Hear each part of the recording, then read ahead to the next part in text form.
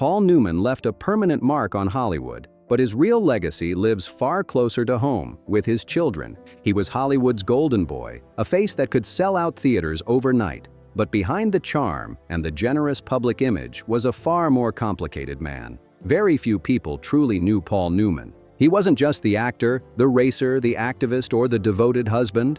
He was also a troubled father, quietly battling regrets and inner conflicts that never made headlines. And if you listen to those closest to him, questions start piling up fast. What parts of Paul's life were kept hidden from the public for decades? Why did his own daughters later find themselves locked in a bitter lawsuit tied to his charitable foundation? This is the side of Paul Newman Hollywood never wanted to spotlight, and what his daughters revealed changes everything you thought you knew. Paul's rise began long before fame. Paul Leonard Newman was born on January 26, 1925, and raised in Shaker Heights, Ohio. His mother, Teresa, a Hungarian Catholic, adored theater and the arts. His father, Arthur, ran a successful sporting goods store and came from a Jewish background, shaping a household filled with discipline, ambition, and quiet tension. Though his family lived comfortably, Paul Newman didn't grow up with the kind of luxury people later attached to his name. His childhood was fairly ordinary. He once admitted he had a strong work ethic but very little direction, learning stubbornness and self-discipline long before he found a clear path. Those traits would later become crucial to his success. By age 7, Newman discovered a love for performing and began appearing in school plays. Still, he had no clear vision for his future. After high school, he enrolled at Ohio University, but his plans were abruptly interrupted by World War II and the national draft effort. In 1943, like many young men of his generation, he enlisted in the United States Navy and trained as a radio operator and gunner. Newman dreamed of becoming a pilot, but that ambition collapsed after a physical exam revealed he was colorblind. The diagnosis barred him from flight duty, a twist of fate that would later feel chillingly significant. Because of that limitation, Newman was reassigned from a flight he had been scheduled to board. That aircraft was later attacked and no one survived. He carried that narrow escape with him for the rest of his life. Though he never saw direct combat, Newman served honorably in the Pacific, supporting torpedo bomber missions and naval operations. When the war finally ended, he returned to civilian life changed, carrying discipline, perspective, and a sharper sense of purpose that would soon reshape everything. He returned to school, first at Kenyon College in Ohio, then at the Yale School of Drama, sharpening his craft with serious intent. Eventually, he enrolled at the Actors Studio in New York City, a move that would completely alter his future. Method acting was exploding at the time, reshaping American theater and film, and Newman was determined to matter, even if the path ahead looked rough. Hollywood, however, didn't make it easy. Newman's early years were filled with typecasting and frustratingly small opportunities. Casting agents were unsure what to do with him. His piercing blue eyes and rugged looks drew attention, but they also trapped him in shallow roles. He was often treated like a stand-in for James Dean or Marlon Brando, never fully seen as his own man. That comparison ate at him. Newman knew he had more to offer than playing quiet, brooding heartthrobs. Still, he took what he could get, believing patience would pay off. His film debut came in 1954 with The Silver Chalice, a sword and sandals epic he later openly criticized as a bad performance. In a shocking move, Newman even bought a newspaper ad apologizing for the film and urging audiences not to see it. The stunt backfired fast. Curiosity exploded, and people rushed to theaters anyway, pushing his name further into the spotlight. His true breakthrough hit in 1958 when he starred opposite Elizabeth Taylor in Cat on a Hot Tin Roof. The film exploded, and Newman's performance as Brick Pollitt, a damaged, conflicted former athlete, exposed a depth critics hadn't expected. The vulnerability stunned Hollywood. An Academy Award nomination followed, and overnight, Newman was no longer just another handsome face. Suddenly, he was a real contender. Hit after hit followed, and with each role, audiences saw something new. Newman had a rare gift. He could play flawed, rebellious, even morally uncertain characters and still pull viewers to his side. While others chased clean hero roles, Newman made people root for the troubled underdog, even when that underdog was deeply uncomfortable to watch. But his legacy wasn't built on screen alone. Newman stood out as someone just as invested in life away from the camera. In 1982, he launched Newman's Own, starting with homemade salad dressing recipes and no grand business plan. What began small exploded into a multi-million-dollar brand. From day one, Newman made a bold promise that shocked Hollywood. Every single penny of profit would go to charity. Over the years, the company donated millions to causes, including medical research, education, disaster relief, and charitable programs, quietly reshaping what celebrity success could really mean. Paul Newman demanded transparency and kept overhead razor-thin. He never took a salary, turning the brand into a blueprint for how celebrity power could actually serve the public without ego or flash. Despite fame and fortune, Newman lived a surprisingly low-key life that shocked people who expected excess. He chose privacy over Hollywood glamour every time. Newman avoided the indulgences that swallowed many of his peers and focused instead on what mattered to him: racing cars, directing films, and building charitable organizations from the ground up. His impact stretched far beyond movies, shaping philanthropy and public life in a way few stars ever managed. To many, he became a model for handling fame with integrity. Even decades after his peak, Newman stayed relevant, not just because of his films, but because of the causes he backed and the quiet life he guarded fiercely behind closed doors. Still, admiration didn't mean access. Large parts of Newman's personal life remained sealed in silence. His private relationships, especially his marriage, sparked constant speculation. Rumors came and went, but Newman refused to engage. He believed some things were sacred and worked hard to shield his family from the spotlight, leaving the public to wonder about his true experiences with love, loyalty, and a relationship that continues to spark debate even today. From the outside, Paul Newman's love life looked like a flawless Hollywood romance, full of elegance, loyalty, and devotion. But behind closed doors, it was far more complicated, marked by quiet strain, emotional distance, and private heartbreak that rarely reached the public. Before Joanne Woodward became the great love of his life, Newman was married to another woman. Her name was Jacqueline Vitt, and they met while she was still a college student. They married in 1949, young, uncertain, yet determined to build something stable together. The couple had 3 children, Scott, Susan, and Stephanie, and their marriage was shaped more by wartime urgency and responsibility than sweeping romance. At the time, Newman was still struggling to establish himself as an actor, and Jacqueline held everything together while he chased roles and faced financial pressure.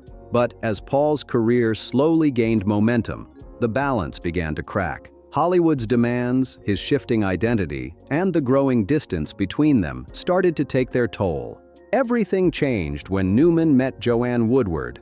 The connection was immediate and impossible to ignore. It wasn't just attraction, it was something deeper and unsettling for them both. They worked together on Picnic on Broadway, and while their relationship didn't turn romantic overnight, the bond formed fast, setting the stage for a turning point that would reshape all of their lives. After divorcing Jacqueline in 1958, Paul Newman married Joanne Woodward later that same year. The media instantly crowned them Hollywood's golden couple, talented, stylish, and visibly devoted to each other. For a long time, that image held strong. Joanne wasn't just his wife, she was his muse and his loudest defender in an industry that rarely showed mercy.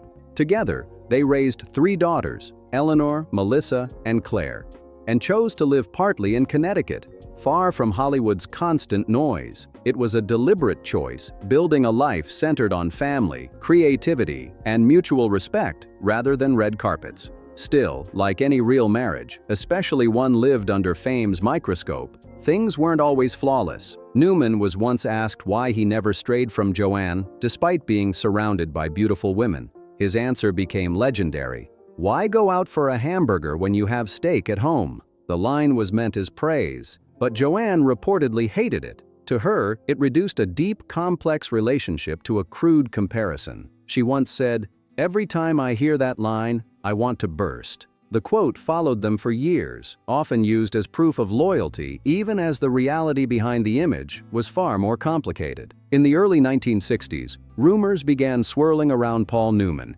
claiming he had an affair with Hollywood journalist Nancy Bacon. Whispers suggested it wasn't a brief mistake, but an intense relationship that lasted more than a year. Neither Paul nor Joanne ever addressed the claims publicly. Their silence only made the speculation louder and harder to ignore. What mattered most was how Joanne reacted behind closed doors.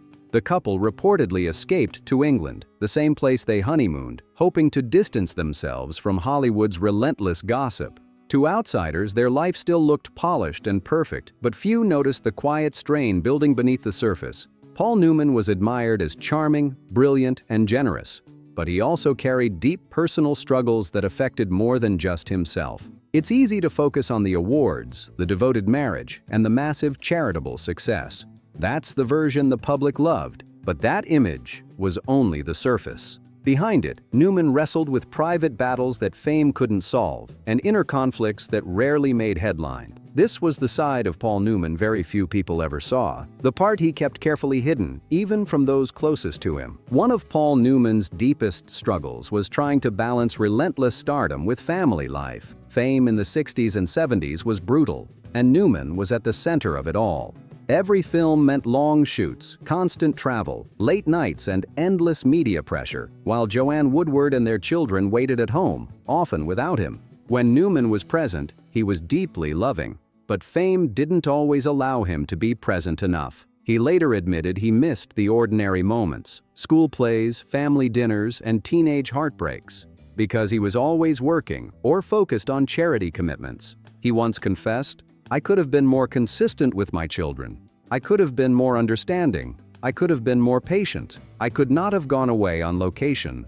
I could have stopped working. I could have done some things better. I might have done a lot worse." That guilt followed him quietly for years, rarely spoken aloud. Time wasn't the only issue. Some reports suggested Newman struggled to show vulnerability with his children. He could be emotionally reserved, even when he cared deeply. And while those close to him were aware of his complicated relationship with alcohol, it remained mostly unspoken in public for a long time, adding another silent layer to his private battles. His daughter, Nell Newman, once described her father as a high-functioning alcoholic, someone who could be blacked out at night and still show up fully prepared the next morning. During the height of his fame, Paul drank heavily, partly to cope with crushing pressure, and partly because that behavior was normalized in Hollywood. Over time, it took a serious toll on his life and relationships.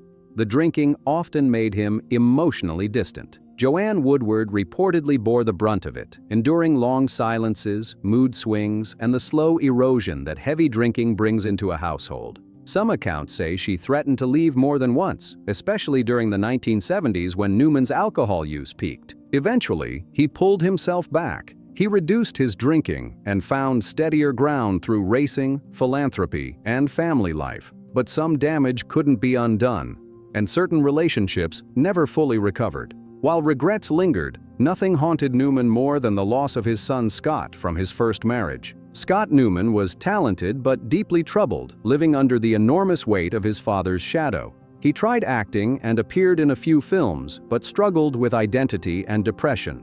In 1978, at just 28 years old, Scott died from an overdose.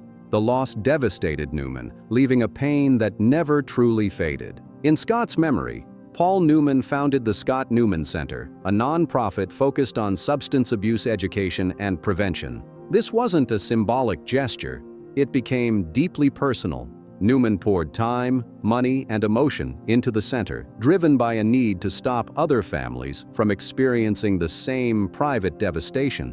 Those close to him said Newman carried crushing guilt over Scott's death. He reportedly blamed himself for not being there enough, for missing warning signs, and for not knowing how to help. That grief never disappeared. It settled into him like a constant ache. In one interview, he admitted, "Many are the times I have gotten down on my knees and asked for Scott's forgiveness." He added that he sought forgiveness for the part of himself he believed contributed to his son's destruction. Even in his final years, Newman stayed intensely private. When he was diagnosed with lung cancer in 2006, he chose silence over headlines. He quietly stepped back from public life, reflected on his choices, and prepared for what was coming without spectacle. For someone who lived most of his life under a spotlight, his final chapter unfolded behind closed doors. He spent more time with Joanne Woodward, his children, and close friends at their Connecticut home. Even as his health declined, he continued supporting causes close to his heart, including Newman's Own and the Hole in the Wall Gang camp, quietly giving while the world barely noticed. Paul Newman never turned inward. On September 26, 2008, he passed away at 83, and the loss rippled across the world. Hollywood dimmed its lights for a man who gave so much while keeping his deepest pain hidden. Joanne Woodward, his partner of more than 50 years, was said to be devastated yet composed, just as she had always been throughout their life together. Newman left on his own terms, but what he left behind was anything but simple. Like many legends, the end of his life triggered the start of a new chapter filled with tension, unanswered questions, and growing speculation. For decades, Newman built a reputation on integrity, generosity, and quiet discipline. He avoided scandal, ignored tabloid games, and never let fame override his values. Yet, in a cruel twist, the real storm didn't arrive until after his death. The man who lived modestly and gave away hundreds of millions suddenly became the center of legal disputes and public debate. Shockingly, the controversy didn't come from outsiders. It came from within his own family. At the heart of the conflict was the charity closest to Newman's heart, Newman's Own. Protecting a legacy, it turned out, was far more complicated than creating one. Founded in 1982 as a modest food experiment, Newman's Own pledged 100% of its profits to charity. What began as a joke, bottling homemade salad dressing and putting Paul Newman's face on the label, quickly became one of the most respected philanthropic brands in the world. The humor was light, but the impact was enormous. By the time Paul Newman passed away in 2008, the foundation had donated hundreds of millions of dollars to causes across the globe. For years, it stood as proof that celebrity power could be used responsibly and selflessly. Then, in 2022, everything shifted. Newman's daughters, Susan and Nell Newman, filed a lawsuit against the foundation, claiming it had drifted away from their father's original vision. They alleged the board cut annual grants connected to them from $400,000 to $200,000 and ignored key elements of Newman's charitable intent. The lawsuit sought more than $1.6 million in damages and claimed that since Newman's death, there had been a long and consistent pattern of disregard for his specific instructions, paired with mismanagement and questionable practices. Susan and Nell insisted their father left clear guidance to support causes he valued deeply and to give his daughters a meaningful voice in directing that legacy. The foundation didn't back down quietly. Lawyers representing the Newman's Own Foundation argued that Paul Newman had been very clear about his intentions. They claimed he never wanted the charity to become a family-run operation. According to them, his estate plan placed final authority firmly in the hands of the board, not his children, and the lawsuit twisted both his legal and charitable wishes. The court ultimately dismissed the case, but not before it ignited a much larger public debate. Was the foundation still honoring Newman's values, or had it drifted into something colder and more corporate? Was this really about protecting Paul's vision, or a deeper power struggle with his daughters caught in the middle? No matter where people landed, one thing was undeniable. Paul Newman's name still carried enormous weight, and the controversy didn't stop with charity. Another strange posthumous storm surfaced, this time involving a watch. The Rolex Daytona Newman wore became legendary largely because it was his. Known among collectors as the Paul Newman Daytona, it turned into one of the most coveted vintage watches on the planet. In 2017, his actual Daytona, a gift from Joanne Woodward in the 1960s, sold at auction for a staggering $17.8 million, sending shockwaves through collectors and the public alike. What followed was another unexpected storm. Questions exploded over which Rolex Daytona watches truly deserved the Paul Newman label. Suddenly, dozens of vintage Daytonas surfaced with shaky claims of being owned, worn, or loosely connected to Paul Newman. Collectors, auction houses, and watch experts split into camps, arguing over authenticity and truth. Some insiders warned the market was being flooded with so-called Paul Newmans, not outright fakes, but watches tied to him through exaggerated stories and thin provenance. Online forums and luxury auctions turned heated as people questioned whether a watch should carry his name if Newman never wore it. Evidence later suggested certain dealers were quietly inflating prices by overstating the connection, feeding collector obsession. It quickly became clear this wasn't just about timepieces. It revealed how tightly the world still clung to Paul Newman's image. Even a watch associated with him had become sacred, powerful, and incredibly profitable. Both the lawsuit and the Rolex controversy proved one thing: his name still carried enormous weight, and with it came money, memory, and conflict. And there was still one final turn ahead. Eventually, his daughters began speaking more openly about who their father really was, away from cameras and applause. What they revealed wasn't simple or polished, but deeply human, layered, and far more complicated than the Hollywood legend the world thought it knew. To the world, Paul Newman was a blue-eyed heartthrob, an Oscar winner, a race car driver, and a philanthropist who gave away a fortune without seeking praise. But to his daughters, especially Melissa and Nell, he was something far more complex. In recent years, both women have pulled back the curtain on the man they knew privately, sharing photos, memories, and deeply personal reflections that reveal a life filled with contradictions, tenderness, and quiet pain. In 2022, Melissa Newman published Head Over Heels, a deeply intimate tribute to her parents.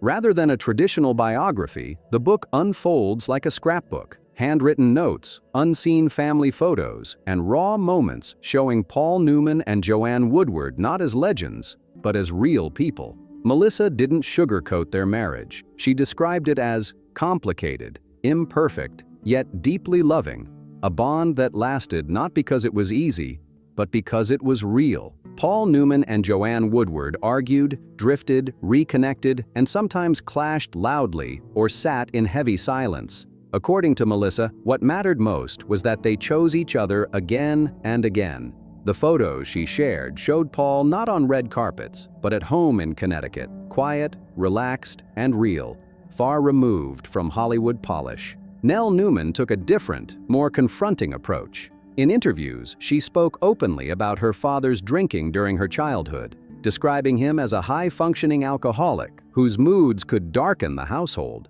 Her honesty stunned fans, but Nell made it clear this wasn't about tearing him down, it was about telling the truth. Despite those struggles, Newman never stopped giving back. Nell helped carry that mission forward, protecting the values he lived by.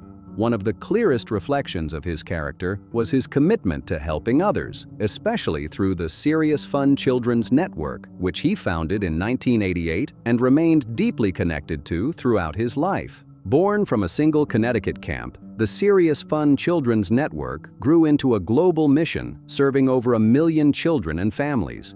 It became a place where joy wasn't postponed by illness, a legacy that outshines Oscars or racing trophies.